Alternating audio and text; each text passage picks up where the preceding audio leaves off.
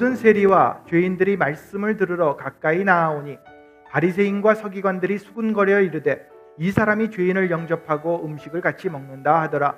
예수께서 그들에게 이 비유로 이르시되 25절 마다들은 밭에 있다가 돌아와 집에 가까이 왔을 때에 풍악과 춤추는 소리를 듣고 한 종을 불러 이 무슨 일인가 물은데 대답하되 당신의 동생이 돌아왔음에 당신의 아버지가 건강한 그를 다시 맞아 드리게 됨으로 인하여 살진 송아지를 잡았나이다 하니 그가 노하여 들어가고자 하지 아니하거늘 아버지가 나와서 권한대 아버지께 대답하여 이르되 내가 여러 해 아버지를 섬겨 명을 어김이 없거늘 내게는 염소 새끼라도 주어 나와 내 벗으로 즐기게 하신 일이 없더니 아버지의 살림을 창녀들과 함께 삼켜버린 이 아들이 돌아오매 이를 위하여 살진 송아지를 잡으셨나이다. 아버지가 이르되 예 너는 항상 나와 함께 있으니 내 것이 다 내 것이로되 이 내 동생은 죽었다가 살아났으며 내가 잃었다가 얻었기로 우리가 즐거워하고 기뻐하는 것이 마땅하다 하니라. 아멘. 여러분 오늘 예배 오신 것을 환영합니다. 이 시간 말씀을 통해서 큰 은혜 받는 귀한 시간 되시길 바랍니다. 우리는 이번 시리즈를 통해 성경 중에서 가장 잘 알려진 이야기에 대해 생각해 보고 있습니다. 우리는 누가복음 15장 탕가의 이야기 속에 숨겨져 있는 의미와 적용에 대해서 생각해 보고 있습니다. 그리고 우리는 오늘 이야기를 큰아들의 관점에서 생각해 보겠습니다. 많은 설교들이 이 이야기의 초점을 둘째 아들 탕자에게 둡니다. 그러나 예수님의 초점은 아버지의 집을 떠나서 방황하던 둘째 아들에게 있지 않고 아버지의 곁에 있던 첫째 아들에게 있습니다. 이 사실을 바로 이해하기 위해 우리는 예수님께서 이 이야기를 하신 배경을 이해해야 합니다. 누가는 두 종류의 사람들이 예수님께 나왔다고 말해주고 있습니다. 첫 번째 사람은 세리와 죄인들이었습니다. 이 사람들은 이 이야기에 나오는 둘째 아들을 상징하는 사람들이었습니다. 이들은 세상에서 죄를 짓는 삶을 살았기 때문에 하나님으로부터 멀리 떨어져 있었던 그런 사람들이었습니다. 이 이야기에 나오는 둘째 아들과 같이 이들은 하나님을 떠나 죄 가운데 살고 있었습니다. 예수님께 나온 두 번째 종류의 사람들은 바리새인들과 서기관들이었습니다. 바리새인과 서기관들이었습니다. 이들은 예수님 당시 종교적 리더들이었습니다. 그들은 구약을 공부하고 구약에 쓰인 계명을 지키던 사람들이었습니다. 그들은 정기적으로 하나님께 예배를 드리고 기도를 하고 헌금을 드렸습니다. 이 두 종류의 사람들이 예수님께 나왔습니다. 누가복음 15장 1절로 3절은 다음과 같이 기록했습니다. 모든 세리와 죄인들이 말씀을 들으러 가까이 오니 바리새인과 서기관들이 수군거려 이르되 이 사람이 죄인을 영접하고 음식을 같이 먹는다 하더라. 예수께서 그들에게 이 비유로 이르시되 예수님께서는 세리와 죄인들을 가까이 하시고 그들과 함께 식사를 하셨습니다. 한국에서와 같이 중동에서도 식사를 같이 하는 것은 가까운 관계를 상징하는 것이었습니다. 그래서 바리새인과 서기관들은 예수님께서 죄인을 영접해주고 식사를 같이 하는 것 때문에 화를 냈습니다. 그래서 예수님께서는 세 가지 비유의 말씀을 해주셨습니다. 첫째는 잃은 양의 비유였습니다. 둘째는 잃은 동전의 비유였습니다. 그리고 셋째는 잃은 아들에 대한 비유였습니다. 그러므로 예수님은 이 비유를 누가 들으라고 하신 것입니까? 이 이야기는 예수님께서 두 번째 사람들, 즉 바리새인들과 서기관들에게 말씀해 주신 것입니다. 그런데 많은 설교들은 이 이야기의 초점을 둘째 아들에게 둡니다. 그러나 이 이야기의 초점은 세상에서 방탕한 삶을 살던 두 번째 아들에게 있지 아니하고 아버지 곁에서 순종하고 종교적인 삶을 살았던 첫째 아들에게 있습니다. 예수님께서는 이들의 영적으로 눈멀고 옹졸하고 독선적이고 교만한 마음에 대해 말씀해 주시기 위해 이 이야기를 들려주신 것입니다. 그 이유가 무엇이었습니까? 이들은 이런 삶을 살았기 때문에 자신들만이 아니라 주위에 있는 다른 사람들까지도 예수님께 나온 것을 방해하고 있었습니다. 그러므로 우리는 이 이야기를 오늘 큰아들의 관점에서 생각해 보겠습니다. 이 말씀은 하나님을 믿는다고 하는 저희들에게 매우 중요한 것입니다. 왜냐하면 하나님을 믿는다고 하는 사람들이 많은 경우 혼동되고 있습니다.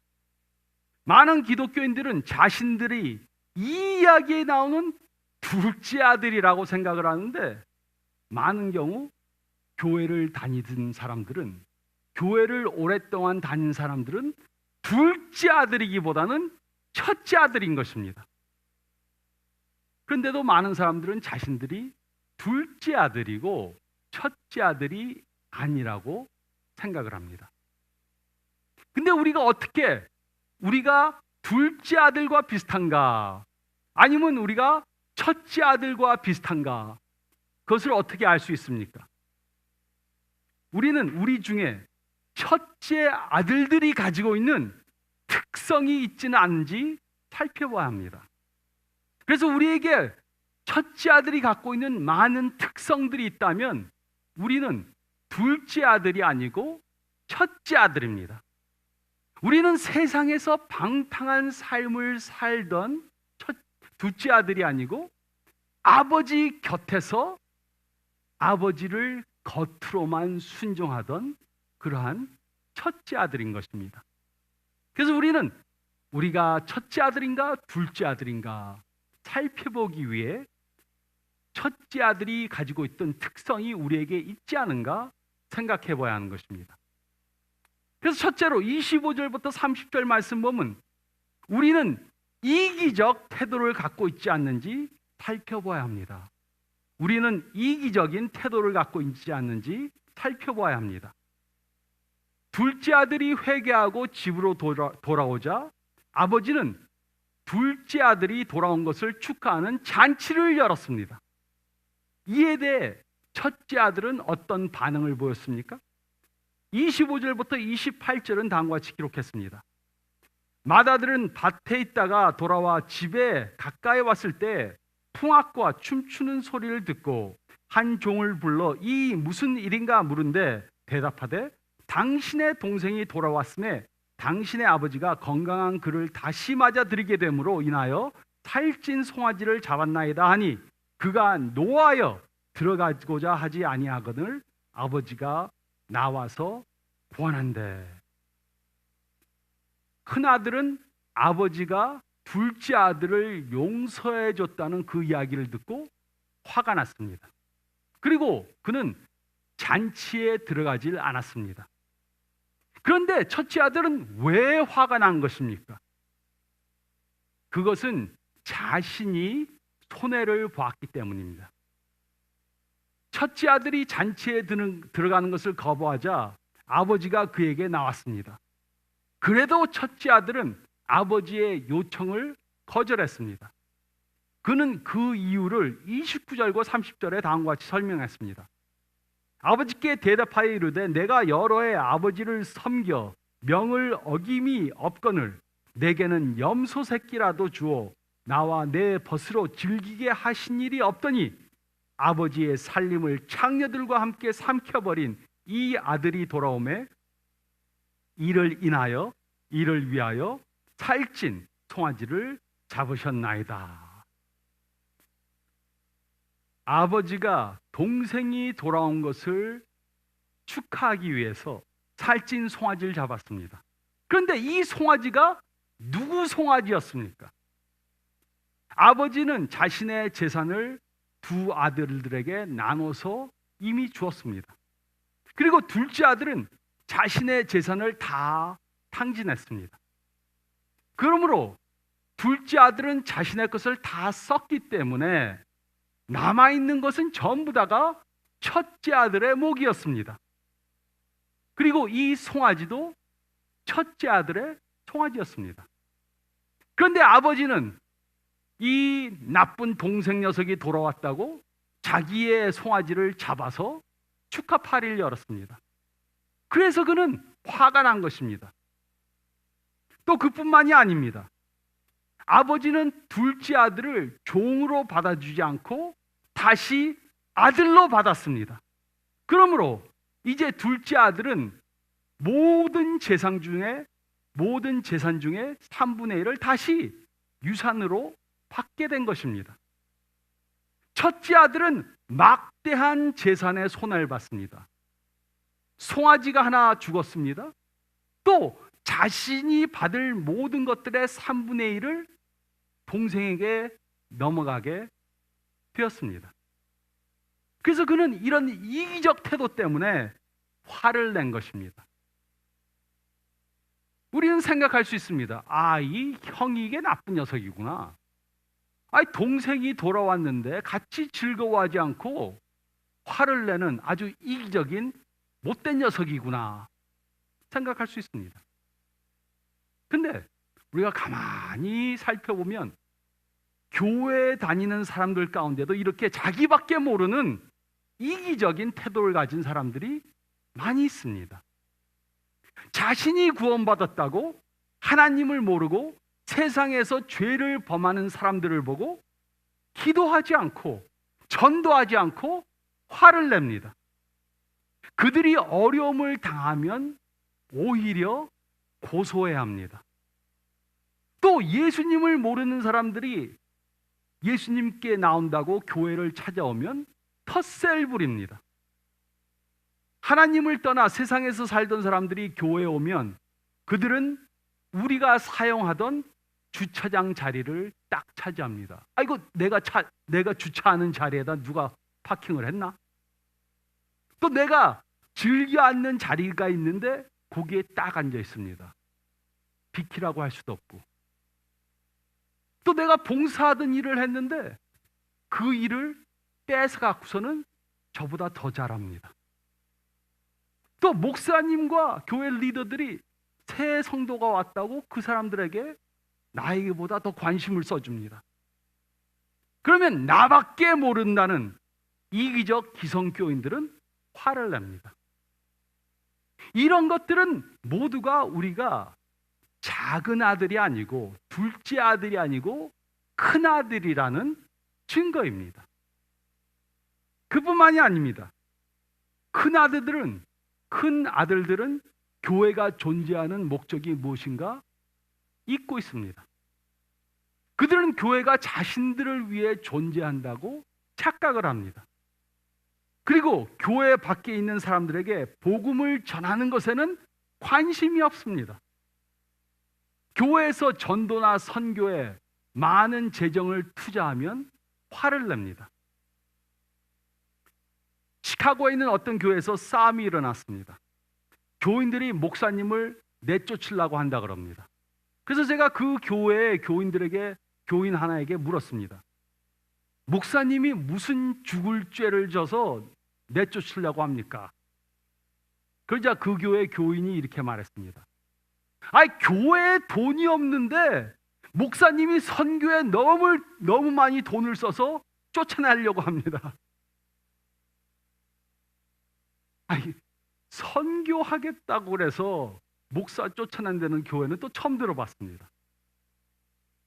교회는 교회 밖에 있는 둘째 아들들에게 복음을 전하기 위해서 존재합니다. 그리고 우리는 그 일을 하기 위해 재정을 무조건 투자해야 되는 것입니다. 어떤 목사님들은 교인들이 자신을 위해서 존재한다고 생각합니다. 또 어떤 교인들은 목사가 자신들을 위해서 있다고 생각합니다. 누가 맡는 것입니까? 목사가 교인들을 위해 있는 것입니까? 아니면 교인들이 목사를 위해 있는 것입니까?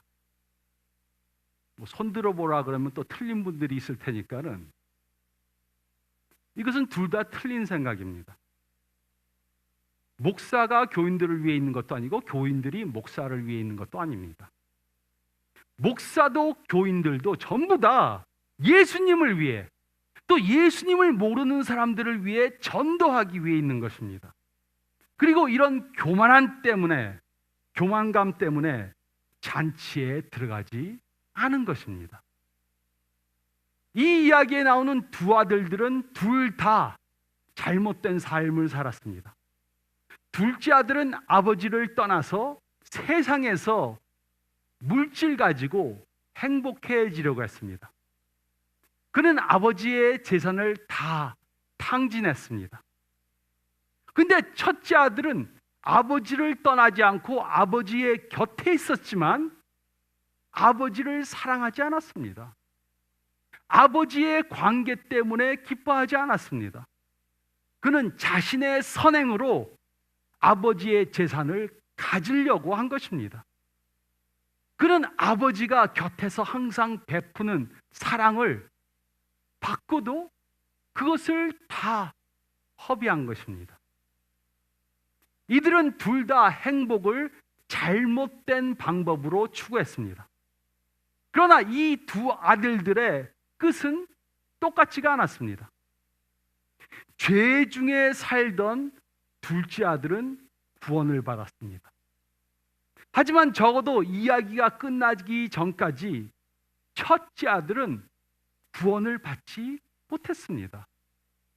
세상에서 죄를 범하던 아들은 회개하고 구원을 받았는데 아버지 곁에서 아버지께 순종하고 적어도 겉으로는 순종하고 종교적인 삶을 살았던 첫째 아들은 구원을 받지 못했습니다. 첫째 아들은 아버지의 곁에 있었지만 사실상 둘째 아들보다 아버지로부터 더 멀리 떨어져 있었습니다. 그 이유는 첫째 아들의 교만함이, 순종함이 그를 교만하게 만들고 그로 하여금 우월감을 가지게 만들었기 때문입니다.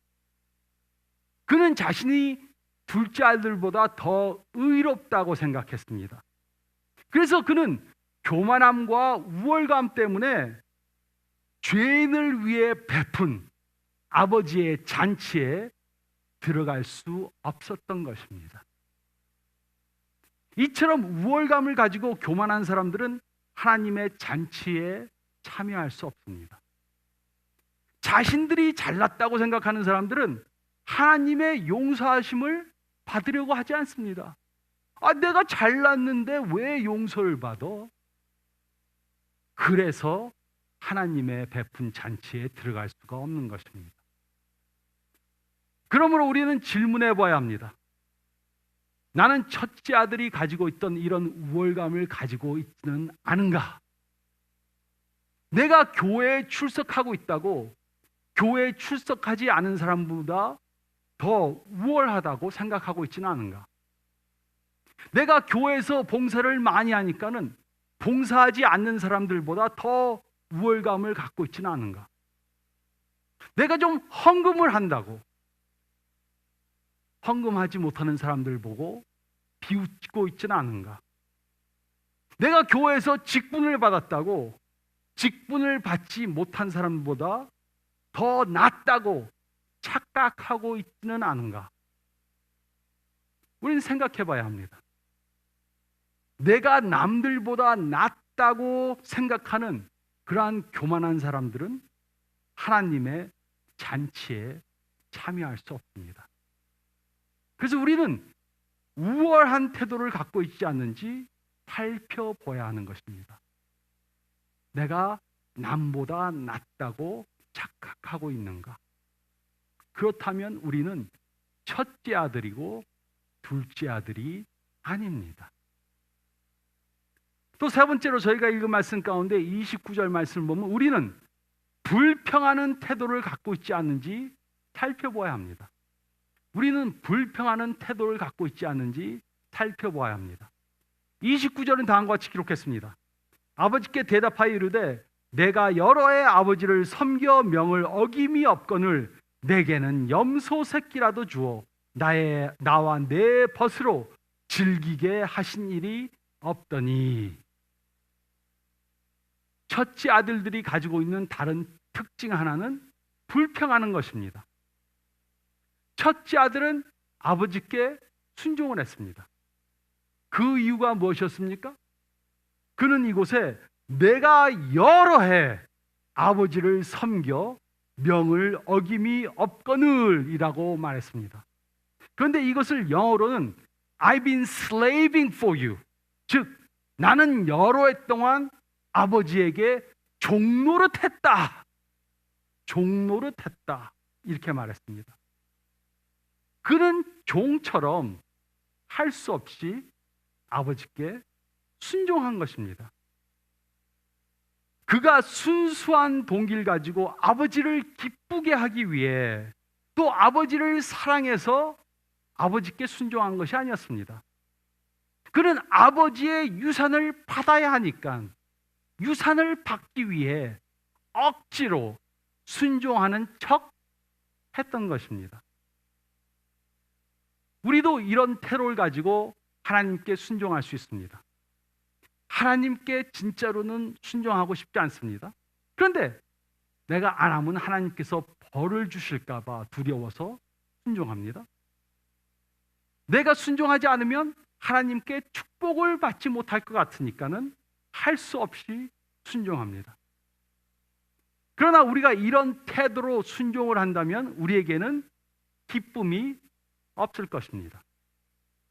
우리는 하나님을 기쁘게 하시기 위해 순종하고 하나님께 참으로 하나님을 사랑하니까 하나님께 순종해야지 할 수 없이 벌 받을까 봐 아니면 축복받기 위해 순종하는 척을 한다면 우리는 순종하는 것 같지만 우리 마음속에는 기쁨이 전혀 없을 것입니다.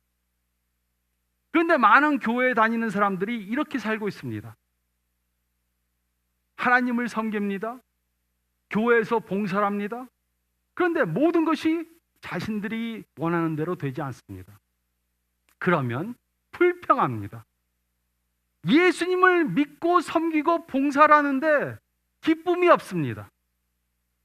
이런 삶을 살고 있다면 하나님을 믿고 섬긴다 그러면서 기쁨이 없는 삶을 살고 있다면 이것은 우리가 첫째 아들이라는 증거입니다. 근데 아버지는 첫째 아들의 불평에 어떻게 반응하셨습니까? 아버지는 그에게도 은혜를 베푸셨습니다.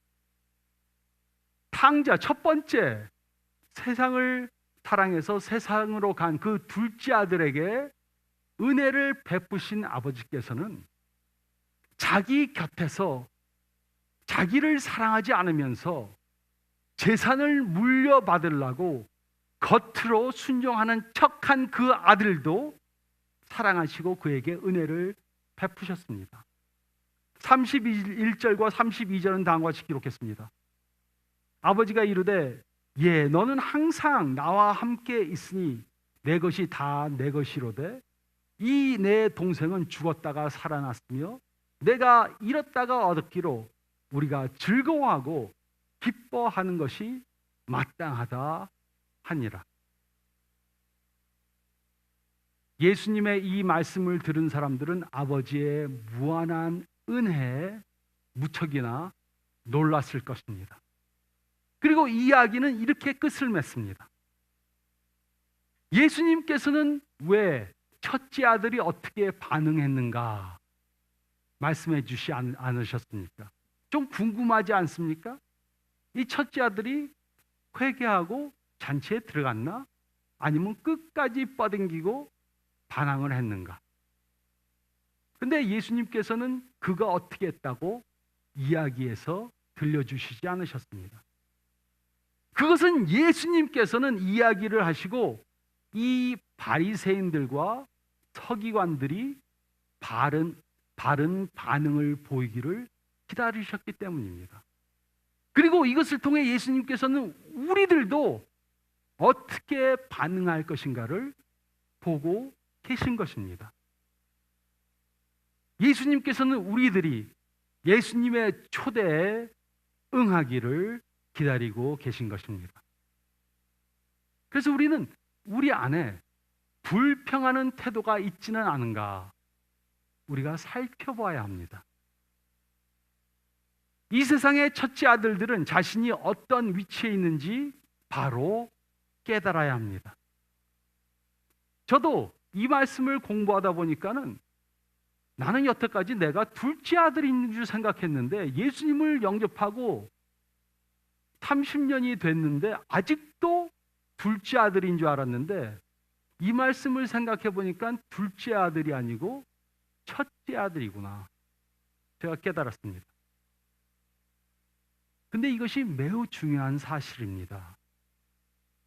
왜냐하면 이 세상의 둘째 아들들은 죄를 범하는 삶을 살고 있기 때문에 자신들이 하나님으로부터 멀리 떨어져 있는 줄 잘 알고 있습니다.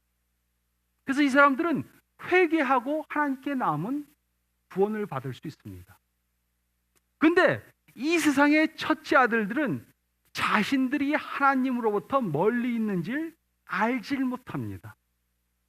그래서 첫째 아들들의 문제가 둘째 아들들의 문제보다 더 심각한 것입니다. 우리가 아픈 것을 알면 의사를 찾아가서 약을 먹어서 나을 수 있습니다. 그러나 우리가 아픈 것을 모른다면 우리는 가만히 있다가 죽을 수 있습니다. 여러분께서는 교회에 다니면서도 이기적인 태도를 갖고 있지는 않습니까? 여러분들은 다른 죄인들을 무시하는 우월감을 가지고 있지는 않습니까? 여러분에게는 하나님의 일을 하고 교회에서 봉사하면서도 기쁨이 없고 불평하는 마음이 있지는 않습니까? 그렇다면 우리들은 둘째 아들들이 아니고 첫째 아들들입니다.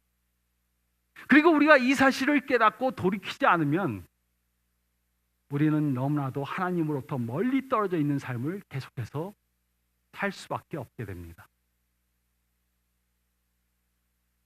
첫째 아들의 그러한 특징을 가지고 있다면 돌이켜야 합니다.